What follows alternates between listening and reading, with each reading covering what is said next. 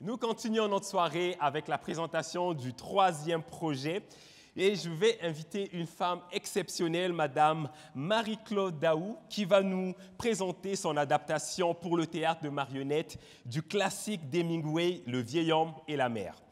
Destinée pour un grand public, pour des salles de 300 personnes, ce soir, elle est à la recherche de partenaires ou de magiciens des technologies pour pouvoir bonifier son spectacle. Mesdames et messieurs, Marie-Claude, à vous le stage. Merci.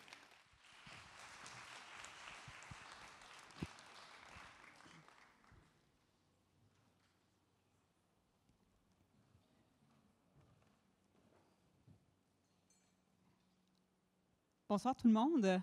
Je voulais d'abord vous dire merci à Culture Montérégie, Witty Cloud et Créos de créer cet événement-là. C'est une super belle opportunité, donc merci, merci, merci.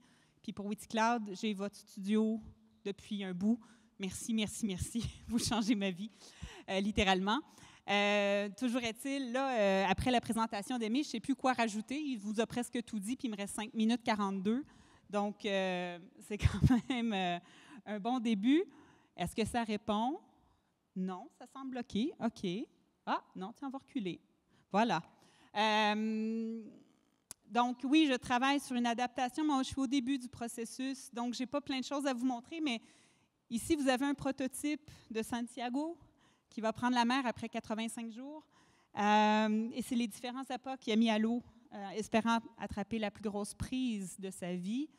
Est-ce que vous êtes familier avec l'histoire? Parfait, je ne vous vole pas le punch, vous viendrez me voir en spectacle. Ça, c'est parfait comme ça. Toujours est-il que ce prototype-là, il est mignon. Ça fonctionne pour une jauge de 50-60 personnes. Pour un solo, ça va être parfait.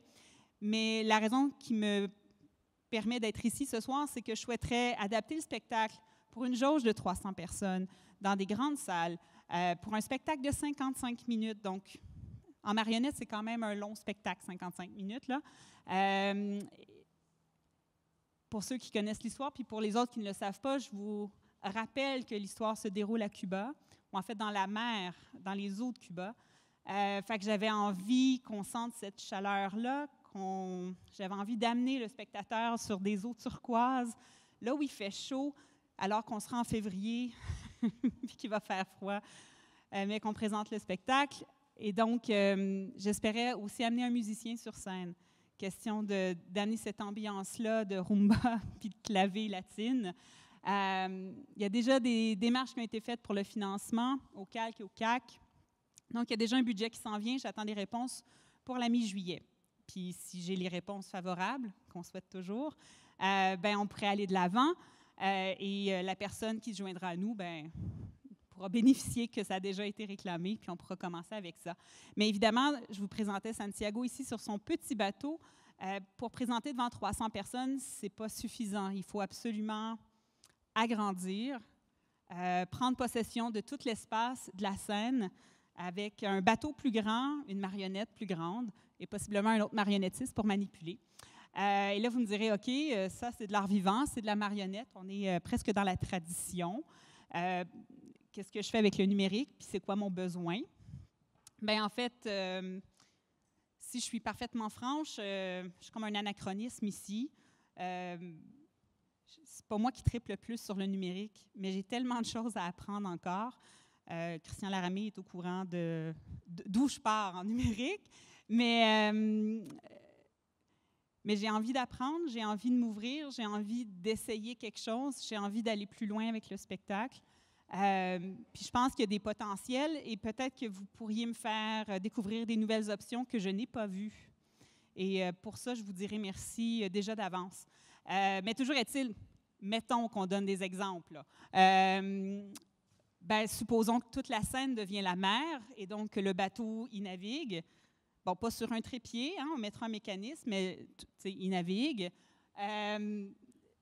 À ce moment-là, si on est sur la mer, comment est-ce que je fais pour représenter les scènes où il est à la maison, où il est à la gargote, sur le bord de la plage, là où il prend son café avec les autres pêcheurs?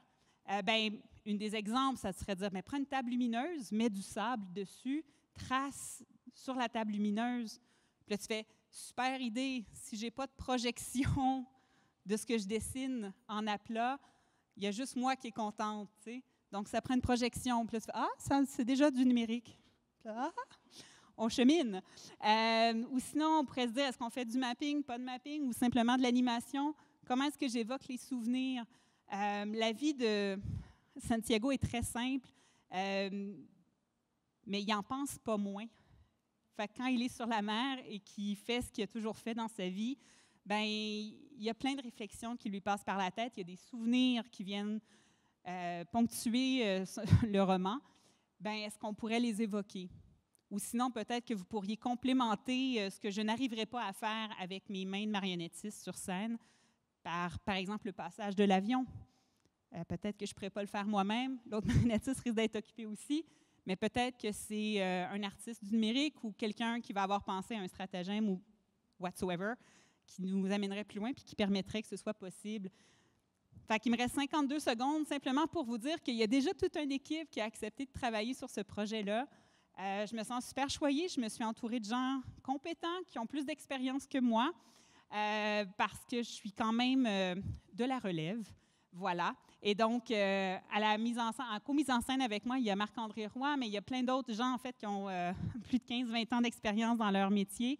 Il y a Marie Lépine à la scénographie, Julie Alvarez-Thomé à la conception sonore. Je suis vraiment contente, j'ai hâte que vous entendiez la musique.